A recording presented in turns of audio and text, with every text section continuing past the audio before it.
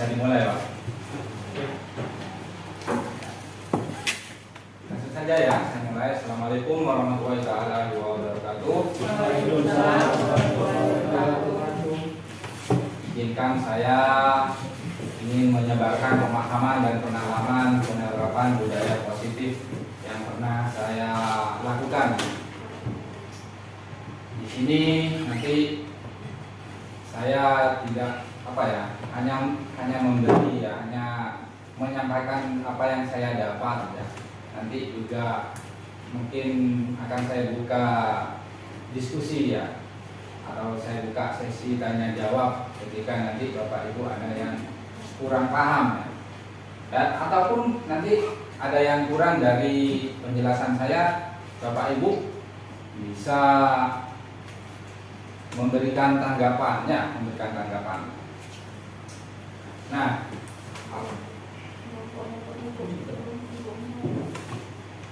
ya, penyebaran pemahaman dan pengalaman penerapan budaya positif ini adalah submodul terakhir di modul 1 ya. Di guru penggerak itu ada 3 modul Bapak Ibu ya, di mana tiap modul itu ada subnya, ada anak-anaknya. Ini di modul 1 ada 4 submodul. Nah, yang pertama yaitu yang ini yang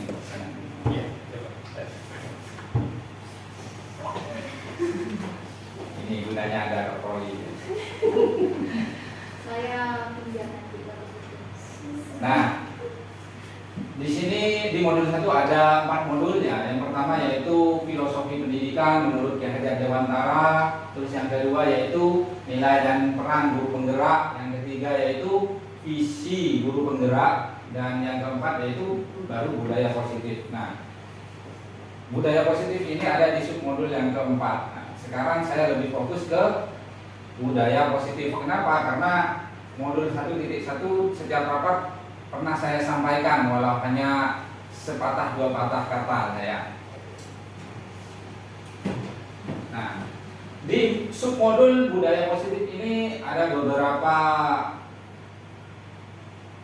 judul ya. Yang pertama yaitu ada beberapa materi ya. Yang pertama perubahan paradigma belajar, terus ada motivasi perilaku manusia, disiplin positif, kebutuhan dasar manusia, posisi kontrol, restitusi, keyakinan kelas, dan segitiga restitusi. Aku mengutarakan ini.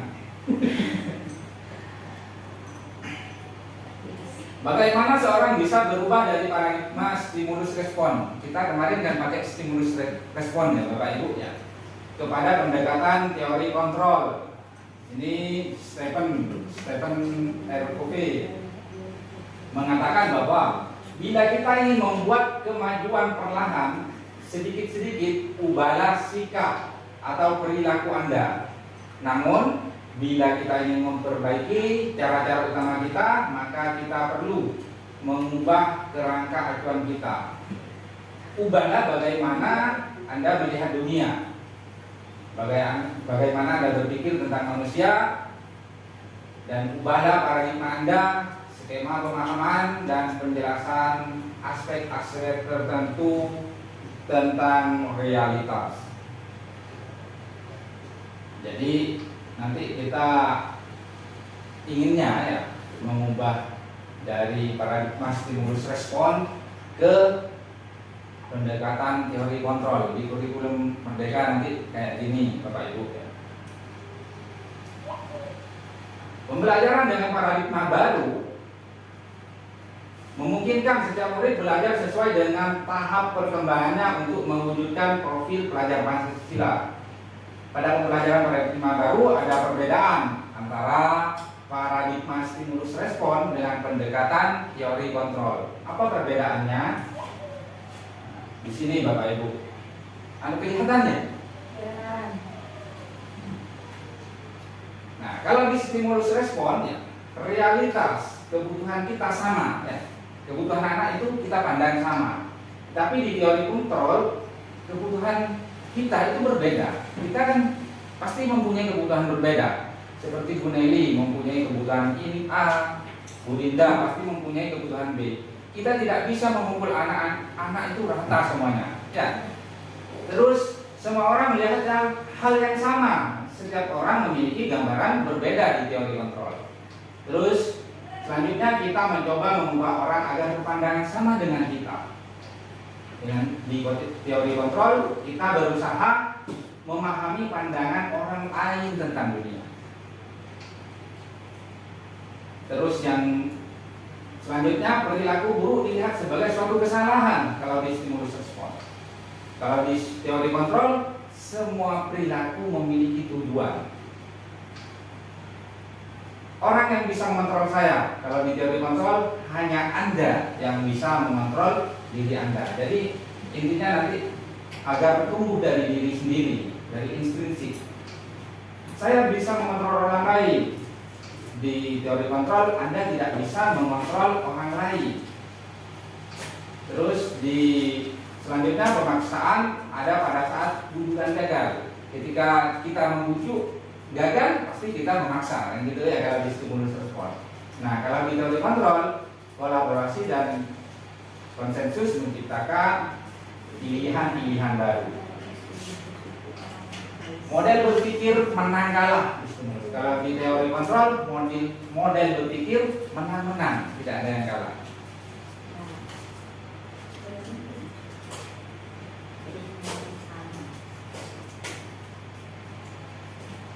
Sekarang ke motivasi perilaku manusia. Diana Gonset dalam bukunya yaitu Restructuring School itu membagi motivasi perilaku manusia menjadi 3. Yang pertama yaitu menghindari ketidaknyamanan atau hukuman.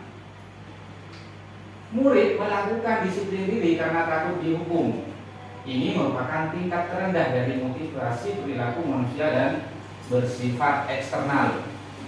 Ketika murid melakukan menghindari hukuman, ya, itu termasuk dalam motivasi yang paling rendah, dan itu yang eksternal dari luar kan, karena takut hukuman, ya, bukan dari diri sendirinya.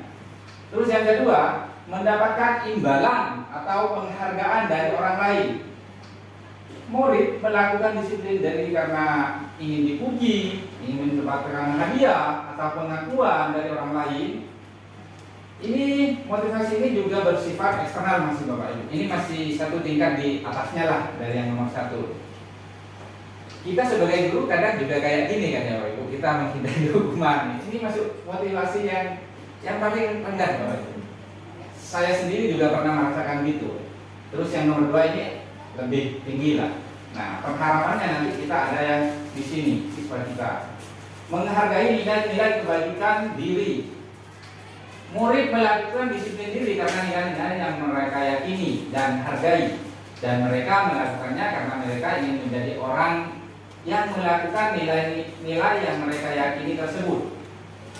Motivasi ini yang membuat murid memiliki disiplin positif karena motivasi yang terbentuk bersifat internal, jadi bersifat dari dalam dirinya sendiri.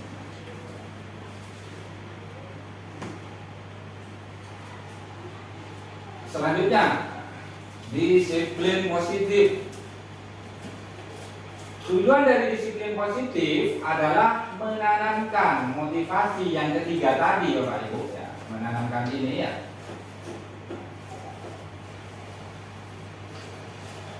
Pada murid-murid kita, yaitu untuk menjadi orang yang mereka inginkan dan menghargai diri sendiri dengan nilai-nilai tersebut.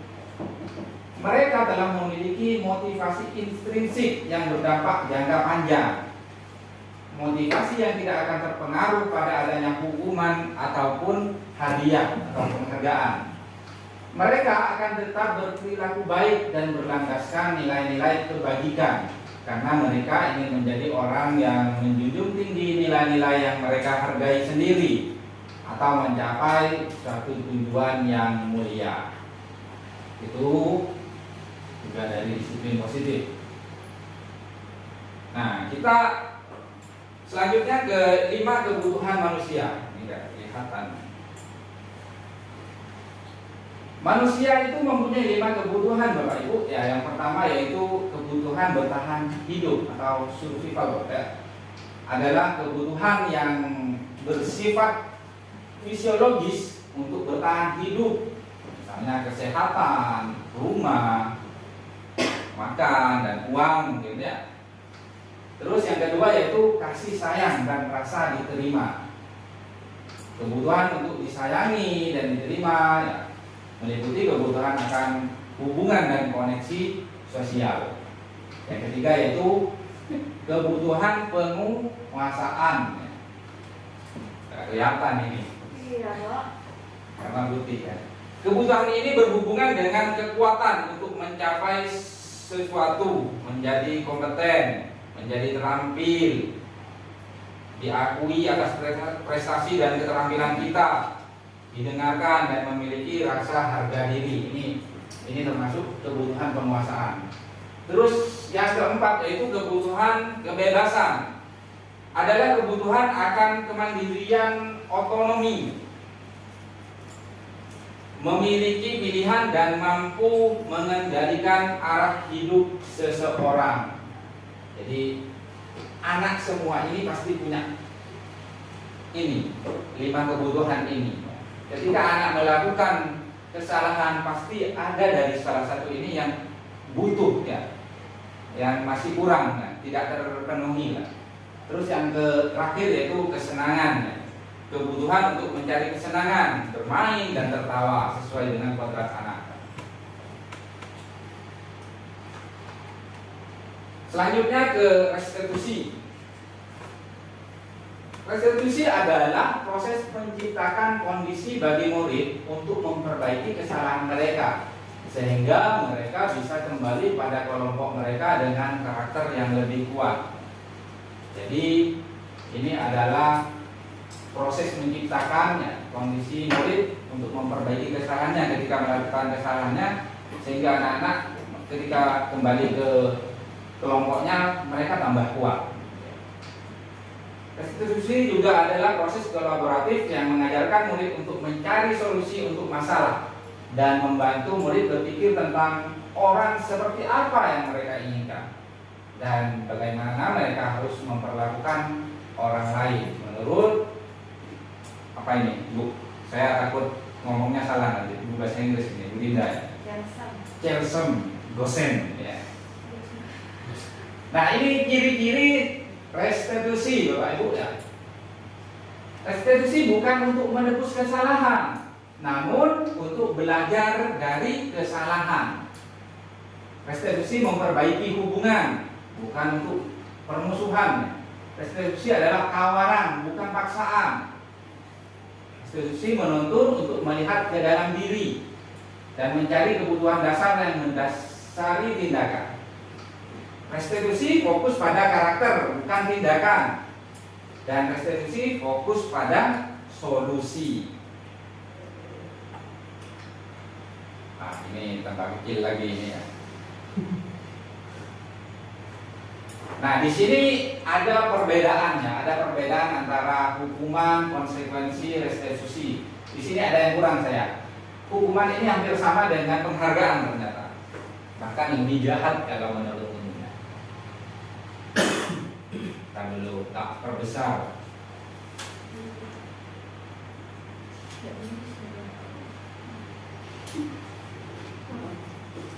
Tak bisa ya Pak.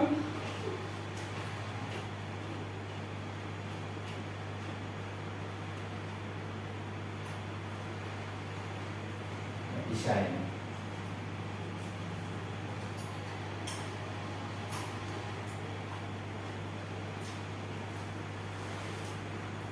Ya saya bacakan ya.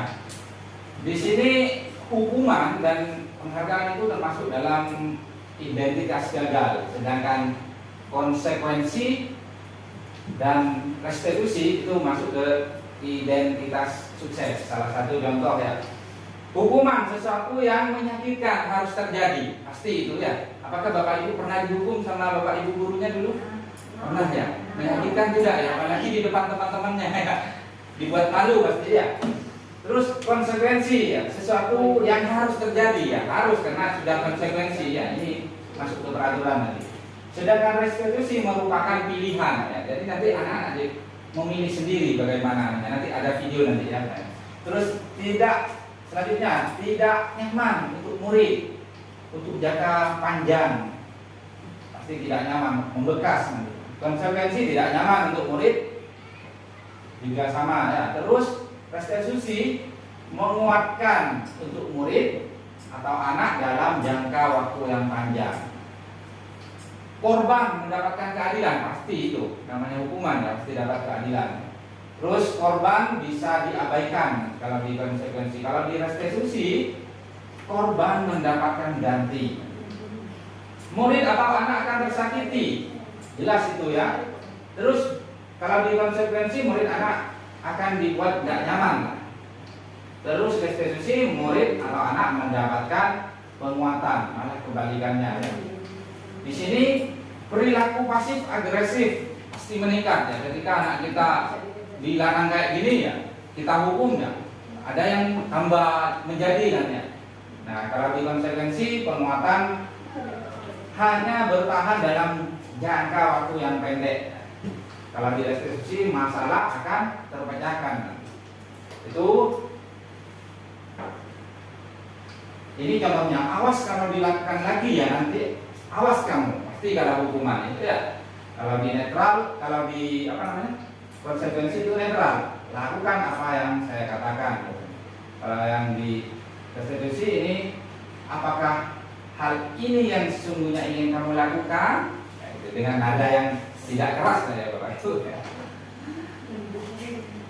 Dan mode paksaan kalau yang di hukuman ya. Di sini stimulus respon, ini di netral, kita ada di sini ya. Tapi kadang ada di sini juga ya Bu. Dan di sini teori kontrol, mengontrol ya. Mendorong disiplin positif ya. Di sini mendorong menyalahkan diri juga. Pokoknya salah gitu ya. Di sini mendorong kepatuhan, ini ke peraturan-peraturan. Konsep diri buruk. Nah, kalau di sini konsep diri sudah baik. Kalau di teori kontrol, konsep diri kuat, bukan hanya baik. Murid atau anak belajar menyembunyikan kesalahan. Kalau di hukuman itu pasti ya, anak-anak kayak ngerokok pasti menyembunyikan ya, dan sebagainya pokoknya. Terus yang di netral ini, murid atau anak belajar taat peraturan. Yang di restitusi, murid atau anak belajar memecahkan masalah. Terakhir, mencoba mengontrol anak dengan penguatan negatif, yaitu membayar impas kesalahan. Usaha 100 membayar impas kesalahan ya. Terus kalau yang di konsekuensi, mencoba mengontrol anak dengan penguatan positif. Yang restitusi, anak paham bahwa dirinya sendiri yang pegang kendali atau kontrol. Nah, sekarang kelima, posisi kontrol. Boleh.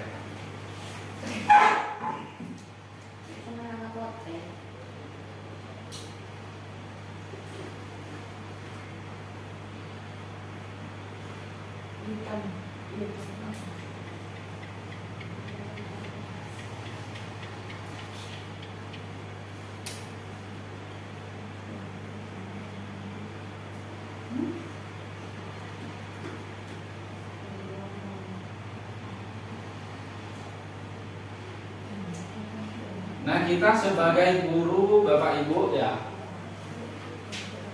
kita sebagai guru ini kita ada di mana nanti ya?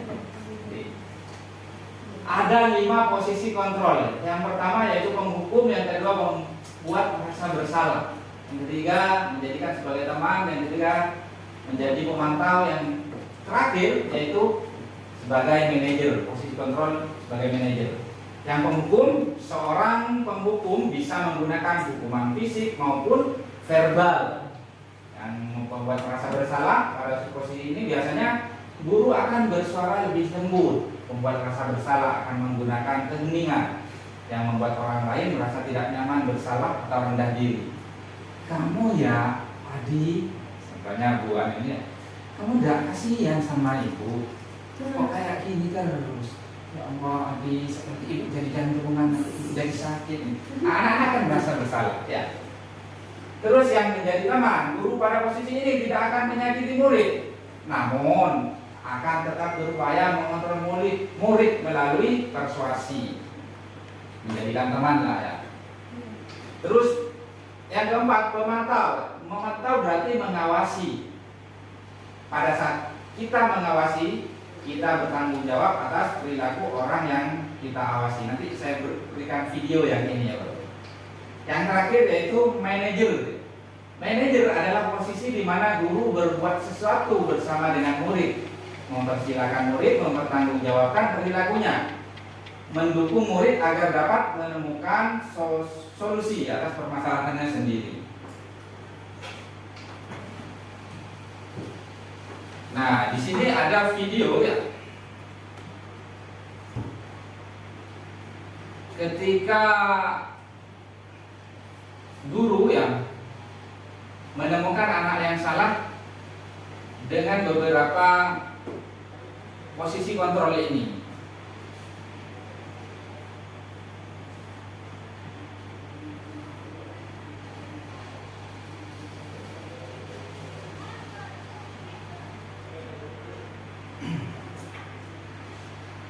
Kontrol dalam restitusi adalah proses perjalanan seorang pendidik agar dapat mengenali dirinya. Pada video kali ini, kita akan membahas tentang 5 posisi kontrol yang dikembangkan oleh Diane Gosset dan contoh penerapannya. Ini saya anggap buaya intan. Kayak buaya intan kan? Ya, 5 posisi kontrol itu lagi bukan ini Pak. 1. Saya mau bilang ini dah. Posisi pembuat merasa bersalah. 3. Posisi teman. 4. Posisi pemantau atau monitor. Dan 5. Posisi manajer. Untuk lebih memahami kelima posisi tersebut, mari kita saksikan kasus Naren yang terlambat hadir 20 menit di sekolah dan melihat bagaimana kelima posisi kontrol dalam menghadapi masalah tersebut. Ini yang pertama. Jalan.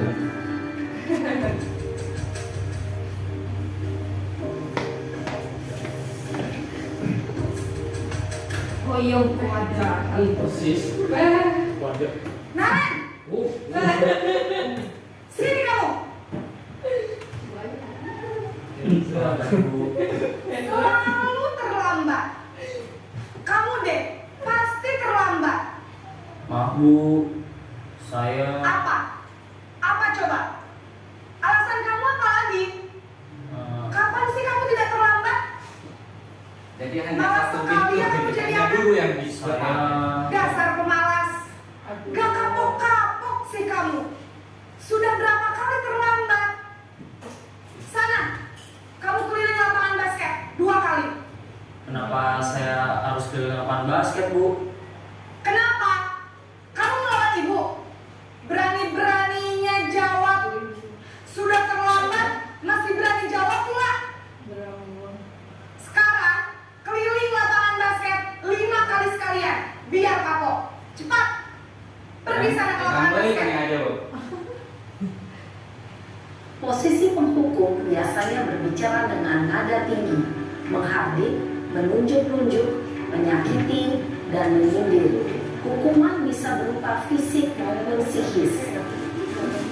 Ibu dan bapak guru hebat, dampak yang terjadi pada murid ketika guru berada pada posisi penghukum adalah murid cenderung memberontak, bahkan hukuman denda.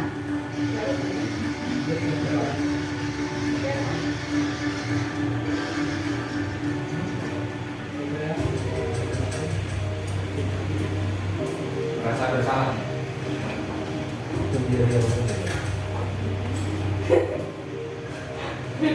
Naren,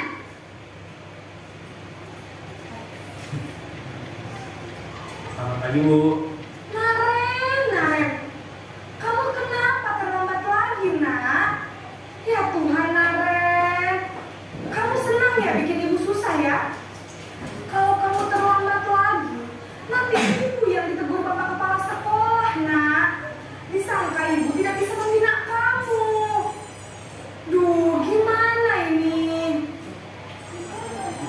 Maaf Bu. Duh Gusti Naren. Kamu suka ya kalau ibu ditegur bapak kepala sekolah? Terus, sekarang ibu harus tulis apa ini di buku absen? Ini kamu sudah sering terlambat loh. Ibu harus apa coba? Siapa ini? Maaf, Bu. Sering terlambat. Maaf sekali. Ya sudah, lain kali jangan bikin ibu susah lagi ya nak ya. Ibu tidak akan kuat lagi kalau kamu begini terus. Merasa bersalah. Bisa jantungan kalau ibu tegur bapak kepala sekolah. Sana cepat ke kelas. Maaf ya Bu. Maaf sekali. Posisi pembuat rasa bersalah berbicara dengan nada tenang, cenderung lembut. Namun kata-kata yang diutarakan membuat murid merasa menjadi orang yang gagal, memandang buruk dirinya sendiri, merasa tidak berharga, dan tidak sanggup membahagiakan orang lain. Ketika guru mengambil posisi pembuat rasa bersalah, murid akan menganggap dirinya yang bersalah dan ia akan menyimpan emosi negatif tersebut di dalam dirinya.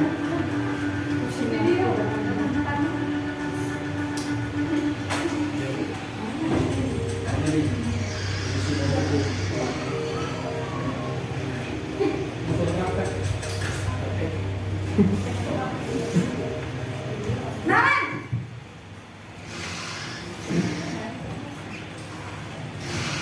Selamat pagi Bu. Wah, sudah jam berapa ini nak? Terlambat lagi ya saya. Iya Bu. Habis ibu saya belum membangunkan saya Bu. Kamu malah menyalahkan ibu kamu. Kamu bukannya anak yang larinya paling kencang. Kok terlambat sih? Iya Bu. Saya memang terlambat bangun tadi. Jadi biarpun saya lari kencang, tetap gak kekejar Bu.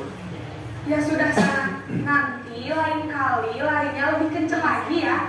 Biar gak terlambat lagi. Bikin seneng ibu. Demi ibu. Bisa kan? Bisa lah Bu.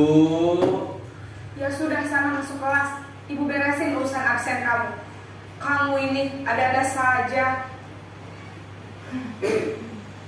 Dalam posisi teman, guru berbicara dengan nada suara ramah, akrab, cenderung bersenda gurau untuk menjaga suasana tetap santai. Murid akan merasa senang, aman, dan akrab dengan guru. Identitas yang tercipta adalah identitas sukses atau berhasil. Namun, perlu diingat, karena ini masih dorongan eksternal, maka ada faktor ketergantungan dari murid kepada orang tertentu. Di sini, guru absennya, sehingga di lain waktu, murid bisa berperilaku baik, namun hanya kepada orang-orang tertentu saja. Jadi hanya tertentu ke yang dianggap teman, ketika orang lain nanti akan lain bro. Akan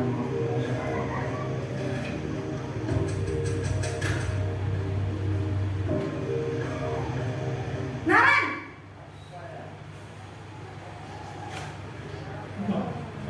Selamat pagi Bu. Naren, apa peraturan sekolah kita tentang jam berapa kita harus masuk sekolah, nak? Kita harus di sekolah jam 7 Bu. Iya betul, sekarang sudah jam 7.20. Naren sudah tahu konsekuensinya jika terlambat hadir. Paham Bu. Saya harus tinggal kelas pas jam istirahat selama 20 menit. Iya benar, konsekuensinya demikian. Jadi nanti jam 9.30 pas istirahat, kamu harus tinggal di kelas, kerjakan tugas tambahan untuk ketertinggalan kamu, ya? Baik Bu. kita melaksanakan ini. Ketika telat suruh ngaji.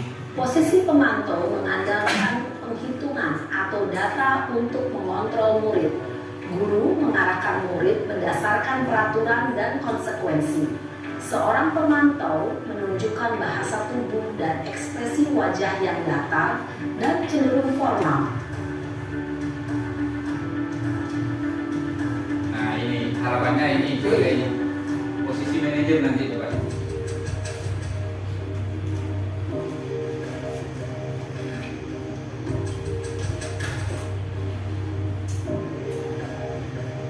Naren!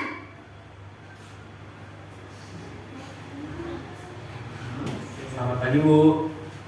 Selamat Selamat pagi Naren. Maaf Bu, saya terlambat. Iya, sekolah masuknya jam 7, sekarang sudah jam 7.20. Jadi sekarang bagaimana ini Naren? Maaf Bu, saya lupa setel alarm saya semalam. Baiklah, menurut kamu, keyakinan sekolah yang mana yang perlu kamu tingkatkan? Menghargai diri sendiri dan orang lain mungkin ya Bu. Setuju. Jadi, apakah Naren meyakini prinsip saling menghormati tersebut? Iya Bu, saya meyakininya. Apakah Naren bersedia memperbaiki masalah keterlambatan ini? Bersedia Bu. Bagaimana kamu akan memperbaiki masalah keterlambatan ini? Saya akan coba untuk tidak lupa menyetel alarm saya Bu. Baik, kalau Naren lupa menyetel alarm di rumah, ada orang yang kira-kira bisa bantu mengingatkan tidak? Ada Bu, kakak saya, Kak Emma.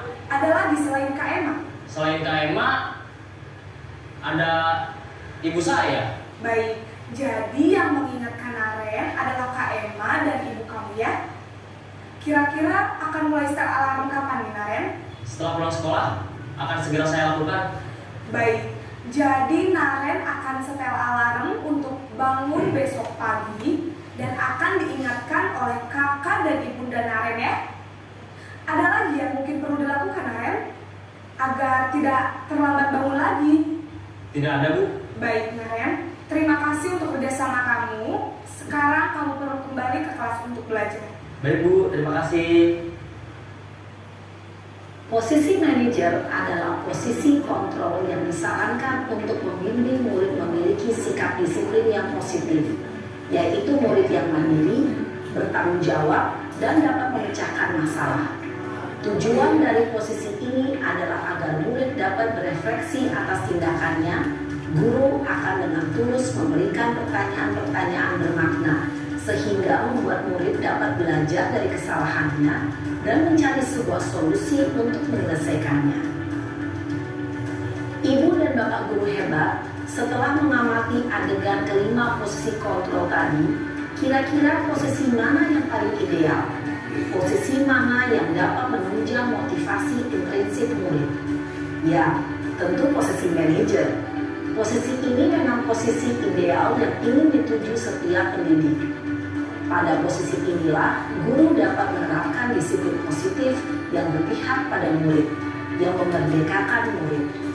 Perjalanan seorang pendidik tentunya tidak mudah untuk sampai pada posisi seorang manajer. Namun, tujuan kita pasti, yaitu menciptakan murid-murid yang mandiri, merdeka, dan bertanggung jawab. Semoga penggambaran 5 posisi kontrol yang telah diperlihatkan ini dapat menjadi ajang refleksi.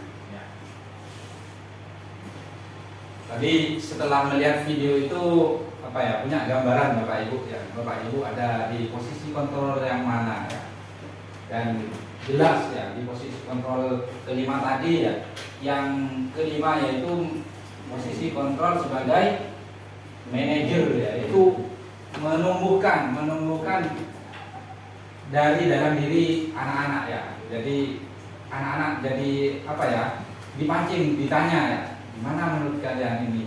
Nah, jadi anak-anak bisa mandiri akhirnya nanti sesuai dengan kesepakatan atau keyakinan yang sudah dibuat bersama-sama. Nah, selanjutnya yaitu keyakinan kelas ya.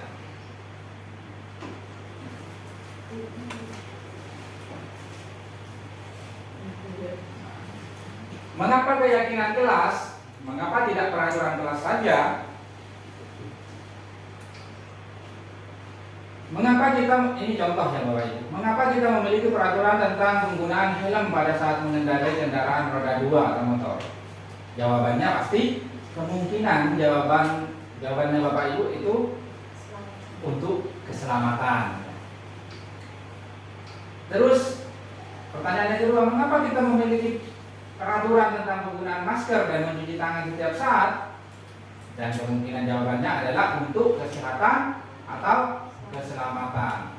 Nah, nilai-nilai keselamatan ini atau kesehatan inilah yang kita sebut sebagai suatu keyakinan.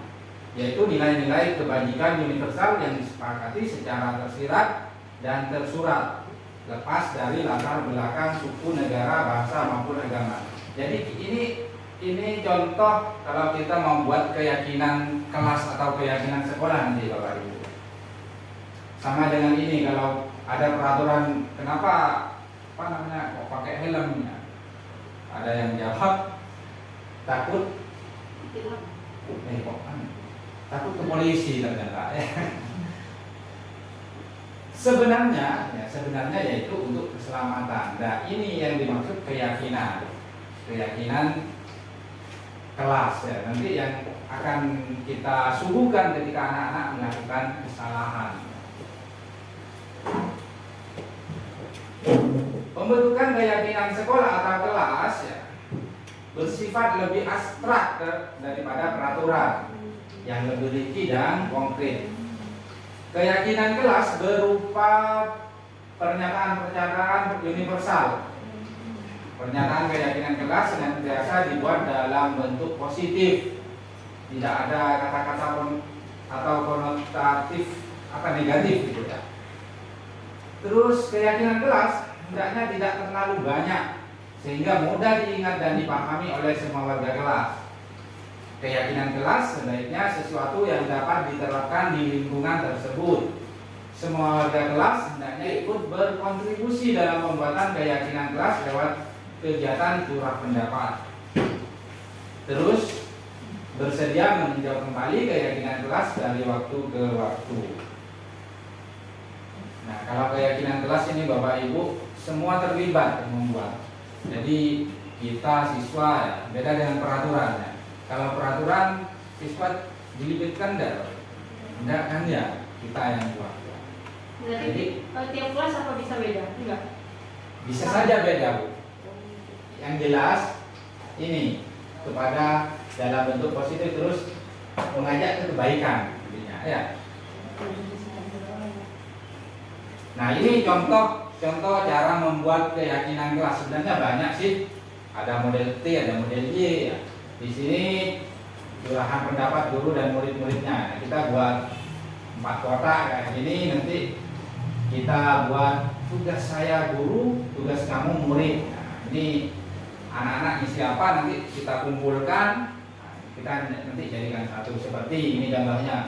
Tugas guru mengajar, tugas murid belajar, ini mendidik, terus ini mencoba dan sebagainya. Nanti dikumpulkan, kita sepakati, itulah nanti menjadi keyakinan kelas. Nah, sini keyakinan kelas sekolah yang pernah disepakati seperti kami saling menghormati, kami saling peduli, kami semangat dalam belajar, kami mengerjakan tugas tepat waktu, kami masuk kelas tepat waktu, kami disiplin melaksanakan piket, kami disiplin beribadah. Dan keyakinan kelas ini juga bisa kita tempelkan dalam bentuk poster-poster di gedung-gedung kita ya, agar mudah diingat ketika anak-anak tertelat sama mereka. Apakah kalian ingat keyakinan kelas kita? Nah, ini jadi nanti termasuk keyakinan yang mana kan kayak gitu. Kalau tidak tepat waktu ya, ini yang tugas ini masuk. Nah, ini keyakinan yang masuk kelas tepat waktu Pak. Nah, kayak gitu nanti. Jadi sampai di sini Bapak Ibu untuk keyakinan kelas. Selanjutnya yaitu segitiga restitusi terakhir gitu. Diana Gosen dalam bukunya juga telah merancang sebuah tahapan untuk memudahkan para guru dan orang tua dalam melakukan proses untuk menyiapkan anaknya untuk melakukan restitusi yang bernama dengan segitiga restitusi. Nah, tadi itu yang posisi 5 itu menggunakan ini Bapak Ibu. Yang pertama yaitu sisi yang pertama yaitu menstabilkan identitas setiap orang. Contohnya kata-katanya setiap orang pasti pernah melakukan kesalahan. Kamu bukan satu-satunya yang pernah melakukan ini. Jadi distabilkan ya. Jadi anak-anak tidak merasa bersalah. Ya. Terus sisi yang kedua yaitu setelah stabil menanyakan keyakinannya. tadi kan telat, oke, kamu telat ya, Pak Fendi juga telat juga dulu pernah kayak gitu juga loh, Pak Naren ya, itu mungkinnya. Terus setelah itu menanyakan keyakinan kelas yang mana yang kita sepakati, yang kamu langgar, kamu ingin menjadi orang yang seperti apa? Ini contoh-contoh pertanyaan dalam menanyakan keyakinan.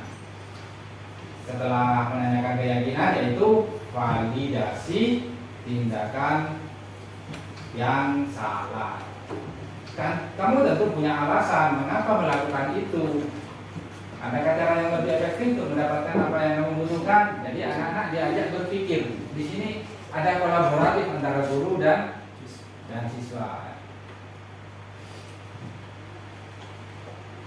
Nah, di sini ini ada penjelasannya segitiga tadi. Yang pertama, bagian dasar dari segitiga bertujuan untuk mengubah identitas anak dari orang yang gagal karena melakukan kesalahan menjadi orang yang sukses. Terus yang kedua, validasi tadi setiap tindakan kita dilakukan dengan satu tujuan, yaitu memenuhi kebutuhan dasar ya. Jadi anak-anak kalau sudah divalidasi, oh ini butuh apa ya di dalam 5 kebutuhan tadi ya. Ini lakolanyalan kekanjana ini, lakolanyalan kesenangan ini butuh survival mungkin ya. Jadi kita tidak benar ala narwa siapa, jangan langsung menjustis anak-anak kayak gitu. Kita validasi dulu ya, kita cari tahu dulu apa mungkin dia di rumahnya butuh ya kekurangan atau kurang perhatian dari orang tua. Nah, jadi setelah validasi nanti menanyakan keyakinan, baru kita ketemu solusinya nanti ya. Oh anak-anak ini butuh ini, jadi apa tindakannya ya, butuh kasih sayang mungkin ya, kita bisa memberikan kasih sayang atau kita panggil orang tuanya agar lebih diperhatikan lagi anaknya gitu ya. Oke, itu saja Bapak Ibu. Silakan, tentunya Bapak Ibu masih banyak pertanyaan-pertanyaan dan masih banyak hal yang janggal ya. Terterang di diri saya juga dan kemarin teman-teman juga banyak yang menanyakan hal-hal yang tidak sesuai dengan apa yang kita lakukan ya. Dari posisi kontrol, dari apa tadi itu yang awal itu jadi penghukum ya dan sebagainya, itu banyak dipertanyakan oleh teman-teman kemarin. Silakan Bapak Ibu kita diskusi ya, selama saya bisa menjawab, saya akan menjawab, dan bagi yang mempunyai pemikiran setelah saya jelaskan tadi, maksudnya pemikiran sudah mengerti, mungkin sudah ngait ini ya, bisa memberikan penguatan ya. Oke, silakan monggo Bapak Ibu kita diskusi sebentar saja. Setelah itu rapat. Enggak, saya tidak mau bertanya ya Pak ya. Assalamualaikum warahmatullahi wabarakatuh. Waalaikumsalam warahmatullahi wabarakatuh. Terima kasih atas waktu yang diberikan pada saya menyampaikan apa yang sudah saya dapatkan dari penjelasan yang Pak Fendi tadi sampaikan.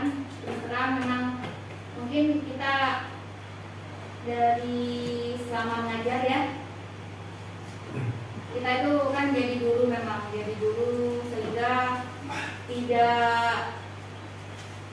tidak berhenti untuk belajar menjadi pribadi yang lebih baik lagi. Dan ini saya rasa sangat bermanfaat sekali bagi kita.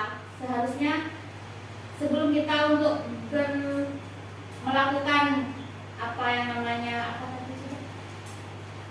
restitusi itu, jadi untuk kita tatapkan sama murid-murid ya, seharusnya kita bagaimana kita bisa menerapkan itu pada diri kita sendiri.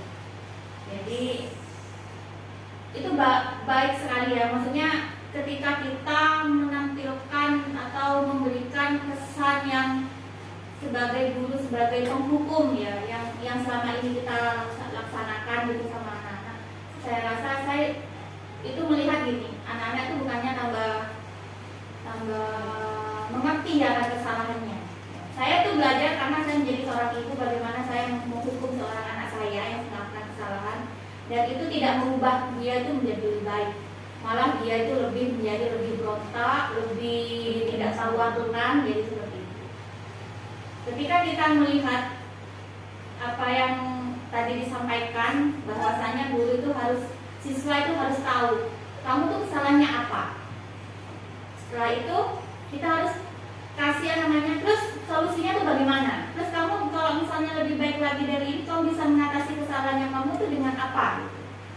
Saya rasa itu baik sekali ya untuk anak-anak milenial yang sekarang ini, karena memang semakin kita itu memberikan hukuman kepada anak, atau semakin kita itu merasa tidak mendengarkan lah, intinya tidak mendengarkan kondisi anak, tidak mendengarkan apa yang menjadi keinginan, apa yang terjadi pada anak, kita semakin egois sekali gitu menjadi seorang guru. Saya rasa seperti itu. Terus tadi saya juga perbedaannya antara menurut saya ya Pak ya, atau ini antara stimulus respon ya. Ya, stimulus respon dan stimulus respon dengan posisi kontrol. Posisi kontrol. Ya.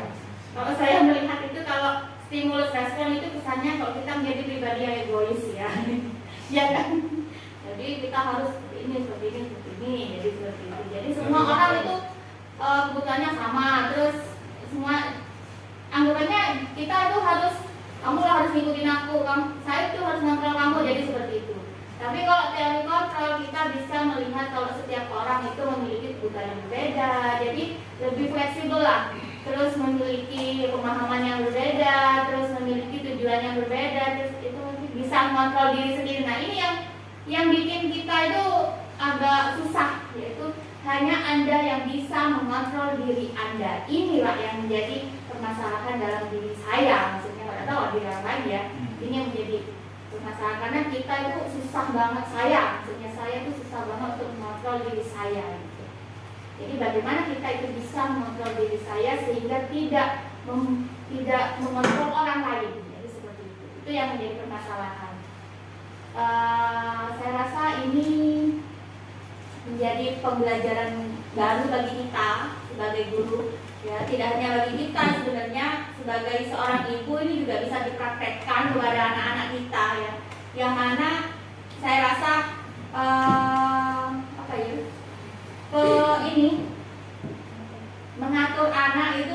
mengatur anak sendiri dan mengatur anak di murid itu saya rasa hampir sama. Seperti itu Pak. Ya itu saja sih yang menjadi. Tidak tahu ini apa ini yang menjadi pemahaman saya ini benar apa enggak gitu ya. Terima kasih Pak Effendi atas waktunya. Assalamualaikum warahmatullahi wabarakatuh. Terima kasih kepada Bu Nelly sudah mencurahkan pemahamannya ya, intinya ya setelah apa yang sudah saya paparkan tadi ya. Memang benar Bu Nelly ya. Setelah ada Bro ya. Setelah saya belajar ini ternyata saya ini salah, saya membunuh anak ternyata mulai dulu ya. Membunuh karakter anak. Kalau kita mulai dari awal Bapak Ibu ya, dari filosofi pendidikan Ki Hajar Dewantara, saya merasa jadi pribadi yang gagah, guru yang baru lahir kan, Bapak Ibu ya. Jadi pengetahuannya saya sampai di sini. Benar apa katanya Bu Nelly, kita bisa lakukan ini di keluarga kita gitu. Saya juga pernah melakukan ini dan memang sulit Bapak Ibu merubah kebiasaan yang sudah terjadi. Tadi sudah katanya Gonsen itu kalau kita mau merubah ya pelan-pelan lah, sedikit-sedikit gitu ya. Sedikit-sedikit. Kita pertama saya sukses ya, tapi nanti setelah lagi lupa, akhirnya kembali ke penghukum lagi ya, namanya orang tua ya gitu ya. Nah juga begitu di sekolah ya, sekolah mungkin kita merubahnya sedikit-sedikit Bapak Ibu ya, jangan langsung kalau kita mau merubah semuanya, caranya kita rubah ya dari awal kan gitu tadi ya. Ya kalau kita sudah lupa ya kita maklumi. Makanya perlu adanya keyakinan kelas. Kalau sudah ada keyakinan kelas itu, insya Allah ketika kita lupa ingat pada keyakinan kelas. Nanti mungkin kita buat ya, keyakinan kelas atau keyakinan sekolah. Kita pajang di gedung-gedung sekolah kita. Ini hanya segelintir pengetahuan saya yang mungkin tidak sempurna Bapak Ibu. Kalau yang saya yang menjelaskannya, harapan saya Bapak Ibu semuanya di sini ya ikut andil dalam program guru penggerak ini. Kenapa? Karena program ini sungguh program yang luar biasa Bapak Ibu. Kalau dulu ada program-program biasanya kita pelatihan di kabupaten, pelatihan di provinsi ya. Orang yang lain yang menyampaikan, tapi namanya orang lain ya, dari nasional itu ke provinsi penyampaiannya AB ya, sampai ke provinsi jadi kurang A, jadi ATO ya, setelah kabupaten jadi B. Nah, ini nasional, jadi satu pemahaman, jadi satu intinya satu ya, Pak. Nah, ini saya menyampaikan ke Bapak Ibu bisa kurang sedikit, bukan sedikit, banyak ini yang kurangnya. Ini dari 4 materi yang tadi itu berapa bulan dan nanti akan saya kirim kalau Bapak Ibu perlu PDF-nya akan saya kirim. Bapak tahu nanti Bapak Ibu keterima juga buat pembelajaran biar enak ya. Dan kalaupun tidak keterima di guru penggerak itu bisa buat pembelajaran Bapak Ibu nanti ketika menjalankan budaya positif di sekolah tercinta kita ya. Ya terima kasih Bu Nelly, mungkin yang lain. Seandainya bisa diterapkan di dunia nyata gitu ya Pak, pembelajaran seperti ini mungkin tidak ada orang itu salah paham. Mungkin karena setiap teori pembelajaran itu kan ada pembaruan ya, karena ilmu pengetahuan kan selalu update, selalu terbaru. Jadi mungkin kalau zaman dahulu Bapak dan Ibu guru yang sudah senior memang begitu cara mengajarnya, karena belum ada nih teori-teori yang baru seperti ini. Nah sekarang itu yang susah adalah memang merubah kebiasaan Pak.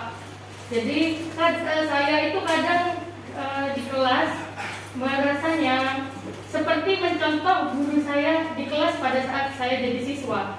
Nah kadang kebawa ke saya dan saya menyampaikan itu ke anak-anak, akhirnya lebih cenderung membuat anak merasa bersalah aja, kayak nggak mengumpulkan tugas setelah dalam ini, jadi belum bisa menjadi manajer yang tadi itu, belum bisa, mungkin pelan-pelan ya, karena merubah itu, merubah kebiasaan kan memang sangat sulit sekali.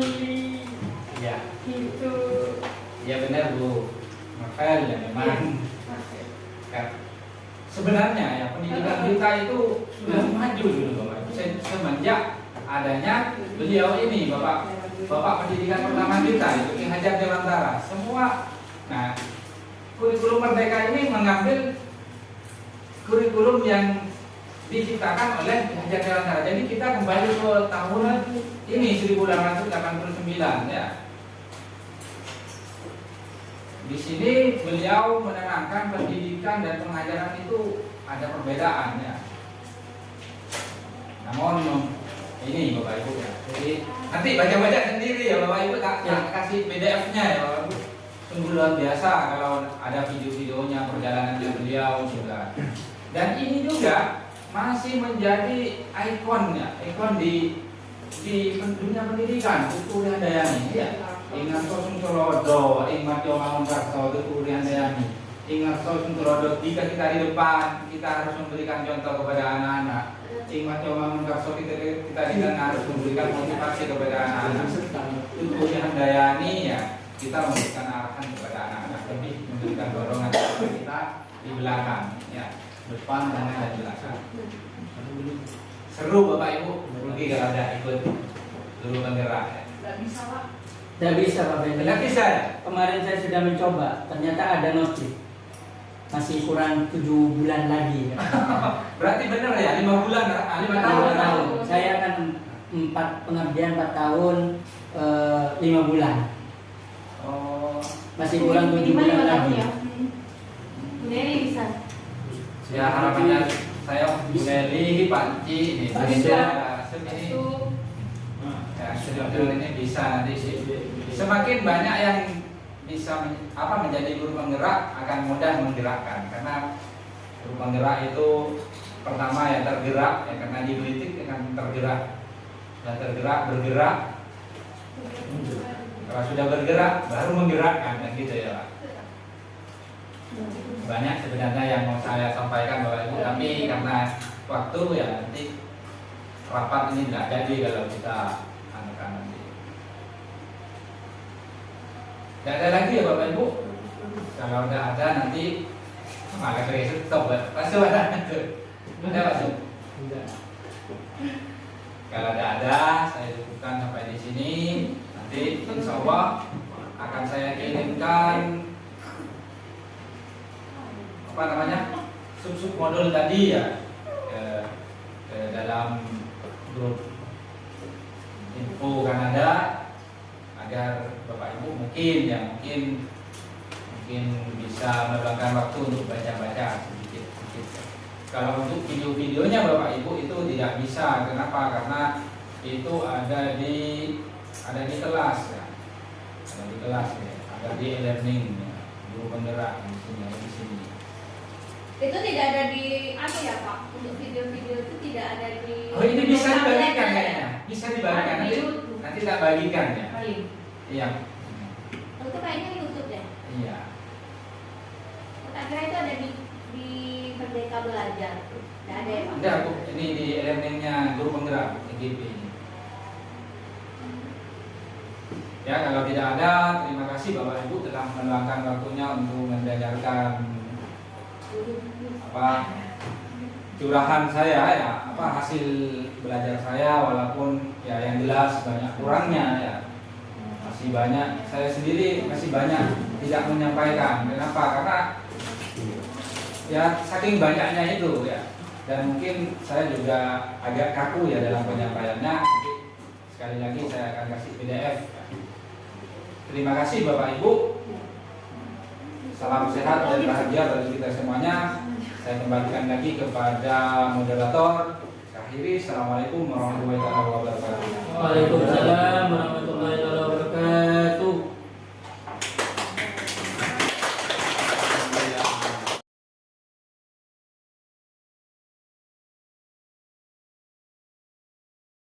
Oke, saya mulai ya. Ya, Assalamualaikum warahmatullahi wabarakatuh. Selamat pagi anak-anak. Kita ketemu lagi pada pelajaran videoka pada pagi hari ini ya.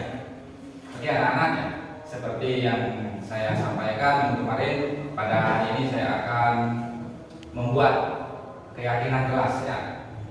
Membuat budaya positif melalui keyakinan kelas. Apa itu keyakinan kelas?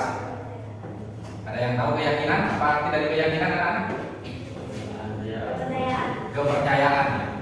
Jadi kalian nanti akan membuat kepercayaan yang akan kalian buat sendiri ya. Jadi kalian tahu peraturan? Tahu apa peraturannya? Peraturan ialah hal yang harus ditaati ya. Nah nanti saya inginnya ya bahwa peraturan menjadi keyakinan kelas ini ya. Namanya yakin kalian kan menaati ya. Jadi kata-katanya juga berubah. Kalau peraturan hal yang harus dipaksakan ya. Biasanya ada hukuman ya. Tapi kalau keyakinan kelas mungkin nanti tidak akan ada hukuman karena hal ini dibuat bersama-sama. Dibuat bersama-sama. Salah satu contoh ya. Tidak dan keyakinan kelas ini ya, budaya positif ini tidak boleh ada kata konotasi negatif ya, seperti tidak terlambat itu tidak boleh ada kata-kata gitu. Contoh kata-katanya di mana Pak? Tepat waktu masuk sekolah gitu ya, rajin belajar ya, Tidak ada kata-kata konotasi negatif sering tidak mengerjakan PR, tidak ada.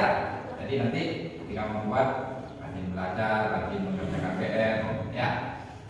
Keyakinan kelas ini dibuat oleh kalian, ya. Bukan hanya dibuat oleh guru, ya. Tapi kalau peraturan biasanya peraturan sekolah, peraturan kelas, peraturan apapun itu biasanya dibuat oleh satu pihak. Ya gitu ya. Benar nggak? Selama ini di sekolah kita kan yang buat sekolahnya, bukan gitu ya. Nah dari keyakinan ini nanti yang buat ini kalian, karena kalian yang membuat, nanti kalian juga yang harus mentaati keyakinan yang sudah kalian buat sendiri. Sampai di sini mengerti anak-anak? Hah? Mengerti ya? Jadi intinya merubah ya, peraturan yang menjadi keyakinan kelas ya. Tapi peraturan sekolah tetap ya. Kita coba ini keyakinan kelas ini ya. Coba di kelas. Oke anak-anak ya. Nanti kita akan bersurah pendapat apa yang kalian ingin yakini di situ ya. Apa yang kalian ingin buat di situ, curah pendapat ya. Salah satu contoh, saya ingin belajar dengan tenang Pak. Nah, itu nanti ditulis di kertas ini ya. Nanti kita tempel di depan. Ya. Ini bisa ditempel ya. Tempel di depan nanti kita jadikan satu. Pasti di antara beberapa anak ini pasti ada yang sama ya. Ingin tenang, ingin saling menghargai, kayak gitu ya. Tentunya kalau sudah sama nanti akan jadi satu kan ya. Dan keyakinan kelas itu tidak usah banyak-banyak ya. Cukup 6, maksimal 6 atau 7 keyakinan kelas biar mudah diingat kalian ya. Dan universal ini salah satu contoh ya. Rajin belajar kan, rajin belajar itu universal banyak ya namanya ya. Nanti akan dijadikan kalimat yang universal ya. Jadi ya, kayak di peraturan itu kan banyak ya. Kalau di peraturan itu tidak boleh memakai sepatu ini, tidak boleh ini kan banyak. Itu nanti akan dijadikan 6 sampai 7 universal. Nah, 7 keyakinan ya. Nanti ya. Universal itu meluas. Oke, ntar lagi saya kasih satu-satu ya. Silakan kalian tulis ya. Silakan kalian tulis di sini apa yang kalian inginkan, apa yang kalian mau, apa yang kalian cita-citakan di kelas ini ya. Ngerti? Kalau ngerti, ini nggak usah kasih nama ya, biar nggak tahu nanti ini dari siapa ya. Tulis di sini ya. Ini nanti bisa ditempel ini, tak boleh. Nah, jadi lemnya itu taruh di belakang ya, nanti ya. Silakan silakan.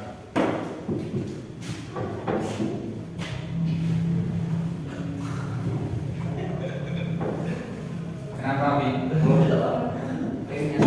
Ya? Kelas dulu ya.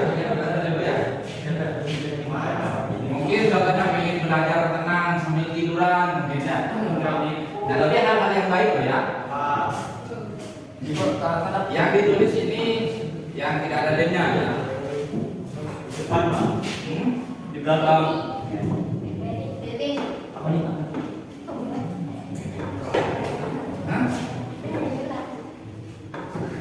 Silakan yang ada pen, cari pinjaman atau kemana ya.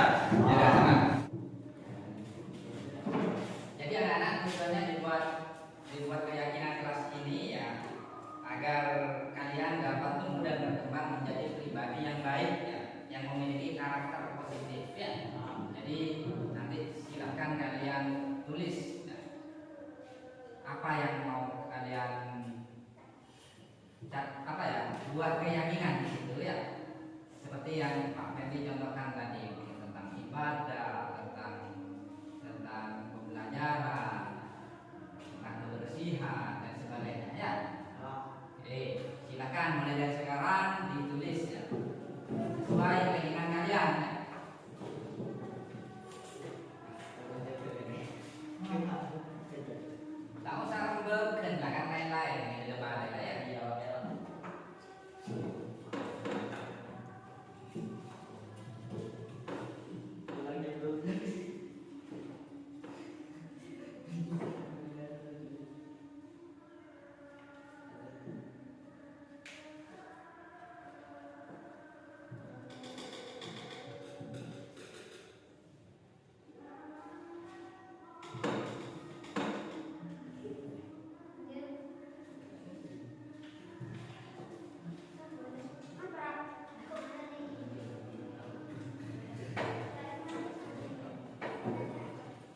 Silakan buat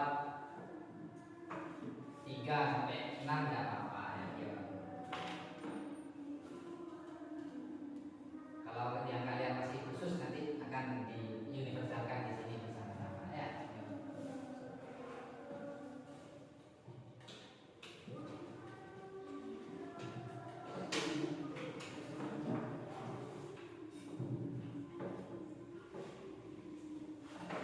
Kalau ada yang sudah selesai, silakan boleh di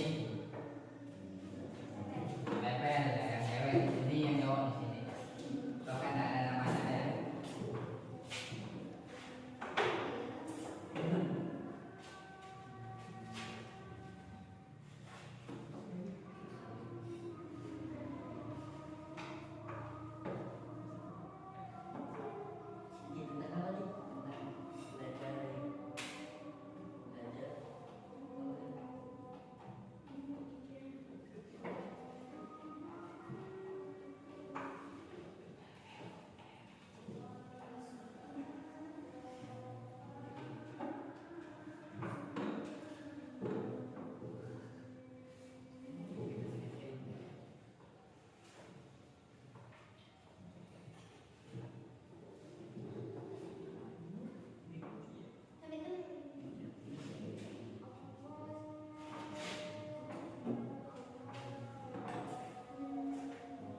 Ada yang ditanyakan? Kalau urusan mana belum ada yang ditanyakan? Apa-apa ya? Kamu buat semacam peraturan nggak yang mau kamu taati gitu? Wih, mana ada kamu? Apa namanya? Tepat waktu masuk kelas, rajin belajar, terus apa lagi? Ya mungkin mengembangkan bakat melalui menulis ya, mengembangkan bakat melalui menulis, melalui TikTok dan sebagainya mungkin ya.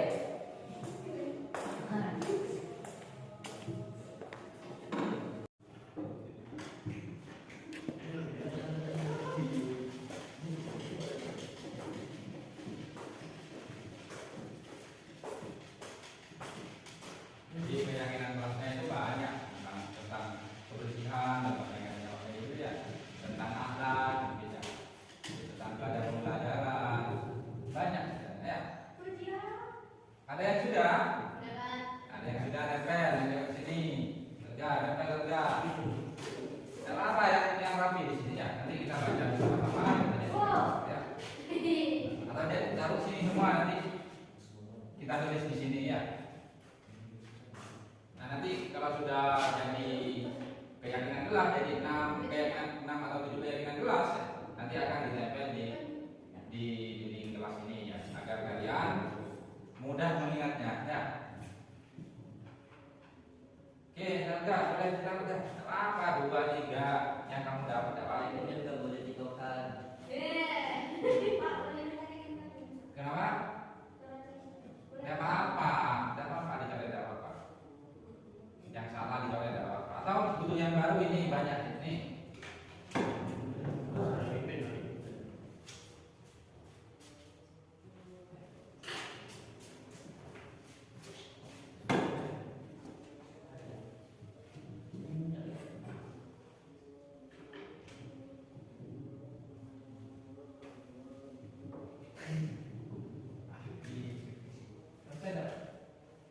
Ya, tempel Hanif. Nah, tangan Hanif ya. Ini deh. Tempel sini ke. Alah di bawah sebelah. Wajib. Kambingnya bawahnya di kota ini ya. Banyak apa? Sama apa sih? Nanti kalau banyak dijadikan 6 nanti ya. Tak apa-apa. Kurang kurang ayo tuh. Kalau kurang ini. Sudah diberikan kalau sudah.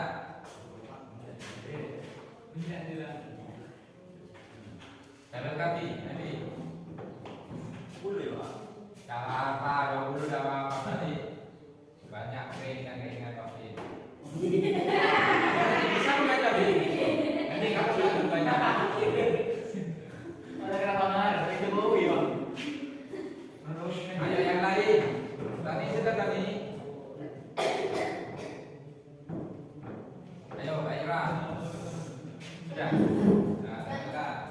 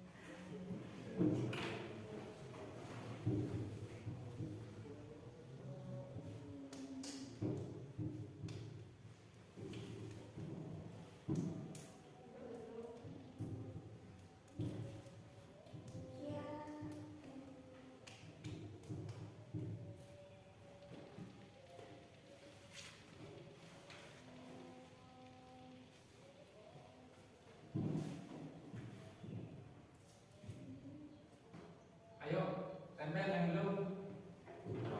Nur, Tony, Adit, Ani.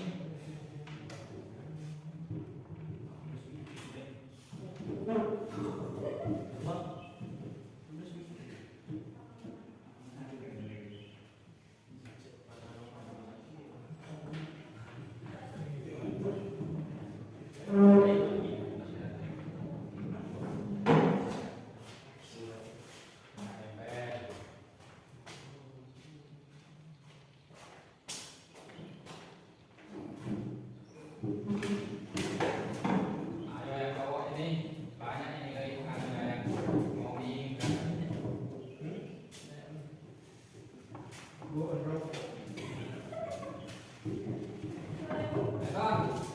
Berapa? Dua loh. Berapa badan? Berapa badan? Siapa tekan? Oh, itu ya. Yo, lain. Gitu Pak.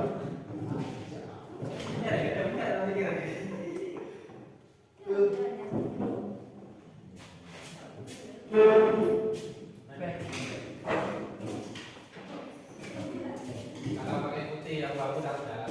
Ya Pak. Oke, sudah semua. Sudah. Nah, kalau sudah semua, kita tolong Daniel di depan nih. Sama Wafi ya, Wafi sendiri. Nih, Daniel sama Wafi. Iya, Daniel yang membaca, kamu nulis keyakinan kelasnya nanti ya, di sini ya. Kita ini dari beberapa keyakinan kelas kita kenal semua. Ya. Oke, kita baca ya. Oke, kita baca pertama dari sebelah kiri dulu ya, atau dari sebelah atas. Dari kanan Pak. Atas itu, oh dari yang ada itu kira-kira gini ya. Nanti dibaca semua ya. Kira-kira, jangan pada dulu. Baca dulu. Rajin sholat. Rajin sholat, berarti masuk jangan itu dulu. Sholat dulu. Saya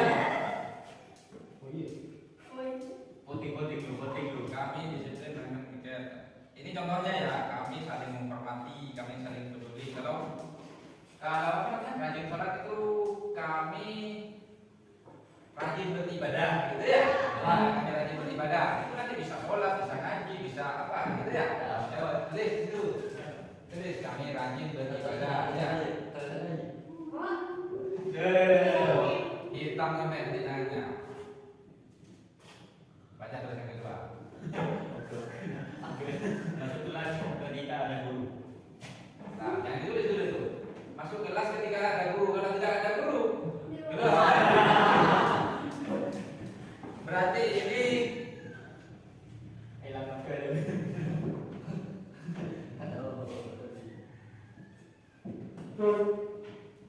Kami masuk kelas tepat waktu, ya. Kelas kan Mengerjakan tugas.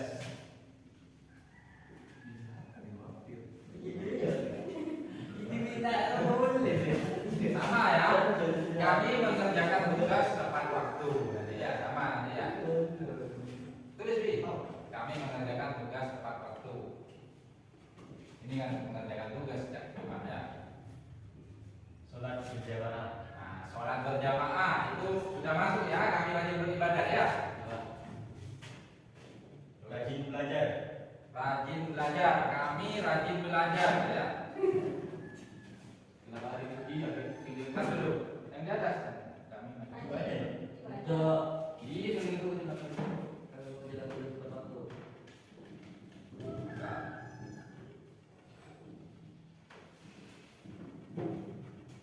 Kami rajin belajar, kami semangat belajar.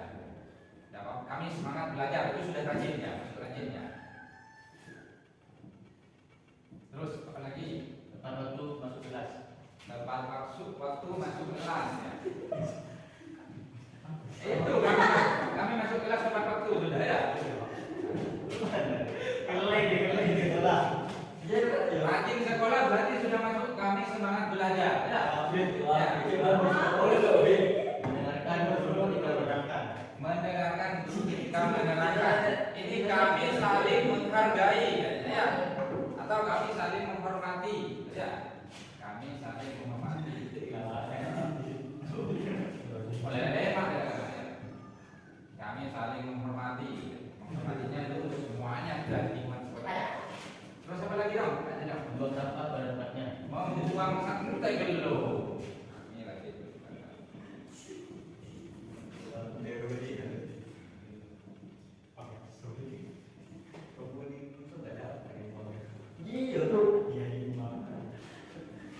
Kami saling peduli. Itu masuk peduli ya, buang sampah, peduli sama lingkungan, kan ya? Nah, lihat ya, kayak ini nih, ya sampah mana-mana ini, nggak peduli berarti kurang deh. Ya, peduliannya ya. Terus ada lagi, Taati peraturan sekolah. mentaati peraturan sekolah ya. Ya, jangan tulis. Ya masuk dalam kami sangat semangat dalam belajar ya. Terus sholat berjamaah sama di situ masuk ya. Datang tepat waktu. Alhamdulillah. Bersih-bersih seminggu terjadi. Hah? Apa ya? Apa ya? Ya maksudnya masih secara ya, secara global ya. Makin Jumat bersih gitu nanti jadinya ya. Nanti itu ke peraturan sekolah nanti ya. Nah di sini nih masuk ada kami saling peduli tadi ya. Oke lanjut. Kebersihan. Kebersihan ya masuk dulu saling peduli terus Menyapu. ya masuk itu kebersihan kan Dan belajar. rajin belajar semangat belajar oke Lanjut. ya Ingin kelas tetap bersih. ya ada kan ya kan sama ya intinya ya Ingin tepat waktu masuk ke kelas dan tidak bolos. nah, ada di situ masuk di situ Ada apa? nah, kami masuk kelas tepat waktu kan ya Rajin belajar. ya semangat belajar itu Rajin beribadah seperti sholat tepat waktu. ya kami rajin beribadah itu sudah Lebih menghormati guru. saling menghormati tadi kan ada di situ ya Harus sholat zuhur berjamaah. nah itu masuk dalam kami rajin ibadah ya Giat belajar. ya belajar semangat belajar kami semangat belajar di situ terus Membuang sampah pada tempatnya. kami saling peduli ya sudah tadi kan sama kan ya Pulang tepat waktu. iya sama pulang tepat waktu masuk tepat waktu itu ya tapi pulang duluan ya yang 9 kita itu kan tepat waktu ya masuk dari sini kami semangat belajar ya Dilarang merokok di area sekolah. itu jelas itu ya Pinau juga. masuk dalam kami semangat dalam belajar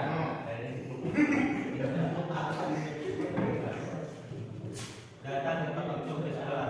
ya datang tepat waktu ya Saling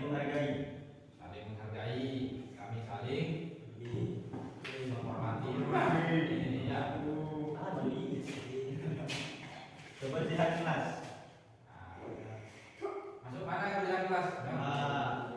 Lima. Kami saling peduli. Pintar sudah. Ya terus. Harus mentaati 5 waktu.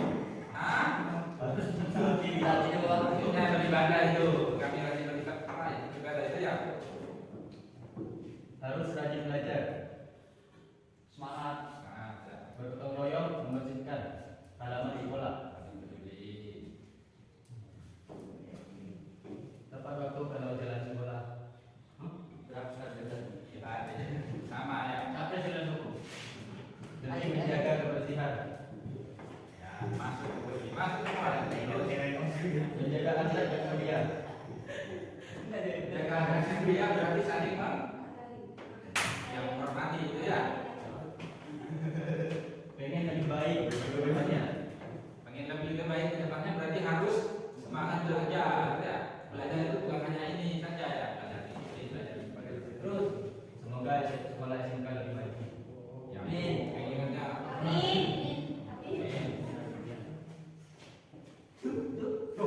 Belajar sambil mendengarkan musik. Belajar sambil mendengarkan musik kira-kira bisa nggak? Enggak. Bisa, nggak masuk ya, nggak masuk ya. Kalau di rumah ada apa sih ya? Tapi kalau di sini tak, kan berbeda-beda di sini ya. Ada yang senang mendengar musik, ada yang mengganggu kalau ada ya. Berbeda-beda. Terus Lebih banyak praktek daripada materi. lebih banyak praktek daripada materi itu masuk dalam semangat belajar. Adakan daftar Nah, adakan daftar tiket. diadakan daftar piket. Di sini tidak ada piketnya berarti. Ya. Itu masuk dalam saling peduli ya. Siswa yang baru masuk wajib mengucap salam dan salam. Nah, ya itu masuk saling menghormati. Dilarang memakai sandal pada saat pembelajaran kecuali di sekolah. Itu ya. Ini masuk saling menghormati ya. Kan tidak menghormati yang tidak pakai sandal akhirnya ya kalau pakai sandalnya. Belajar sambil memilih. Ini tergantung kesepakatan dengan guru yang lain. Kalau Bapak tidak apa-apa yang tidak mengganggu ya. Kiranya dia apa orang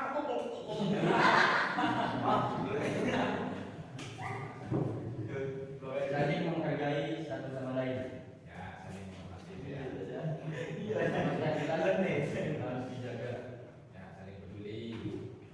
Datang ke sekolah tepat waktu. Ya. Belajar dengan santai. Santai tapi masuk ya. Saya bukan sambil tiduran ya. Lebih banyak praktik daripada belajar. Hah? Praktik ini belajar. Maksudnya dari materi ya tadi misalnya ya. Ya. Melakukan pikir bersama. Berarti saling peduli ya. Dilarang pakai sandal kecuali mau sholat berjamaah. Oh iya sama dengan yang tadi. Belajar sambil memilih. Datang tepat waktu. Oke sudah ya. Nah ya. Yuk. Belajar sambil tiduran. Sudah.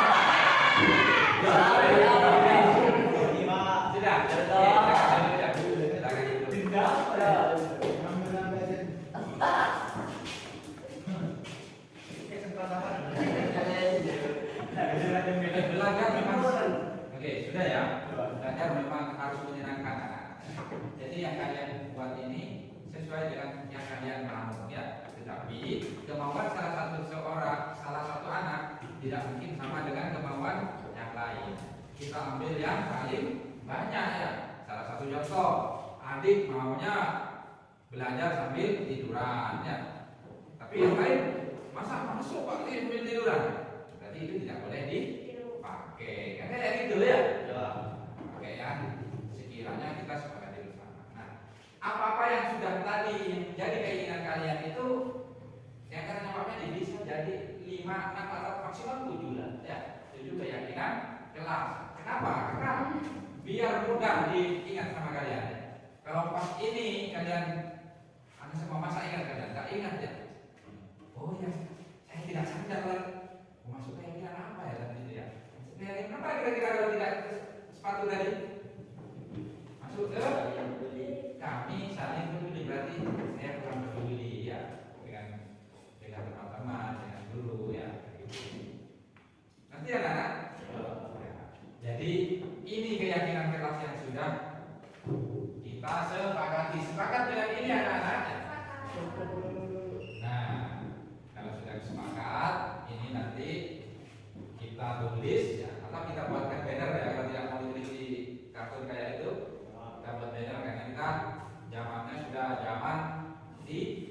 kita ingin